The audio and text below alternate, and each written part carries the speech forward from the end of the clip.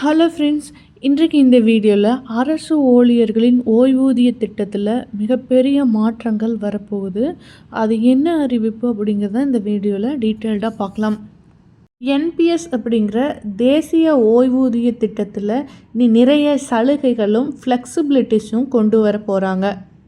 அரசு ஊழியர்கள் ஏற்கனவே உள்ள தேசிய ஓய்வூதிய திட்டம் என்பிஎஸ்ஸின் கீழேயே நீங்கள் பென்ஷன் பெறலாம், அல்லது அதன் கீழ் இயங்கும் ஒருங்கிணைந்த ஓய்வூதிய திட்டத்தில் கூட சேர்ந்து கொள்ள முடியும். இதற்கான உங்களுக்கு அறிவிப்பையும் வெளியிட்டிருந்தாங்க.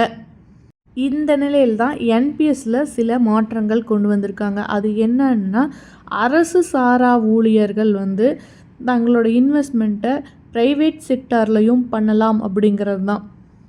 இதனால் அவர்கள் 100% பங்கு சந்தையில் இன்வெஸ்ட் பண்ணி நல்ல ஒரு ரிட்டர்ன்ஸையும் பார்க்க முடியும். இவ்வளோ நாள் பொதுத்துறை நிறுவனங்களில் மட்டுமே அலோவ் பண்ணிகிட்டு இருந்த நிலையில் இப்போ தனியார் துறைக்கும் அலோவ் பண்ணியிருக்காங்க.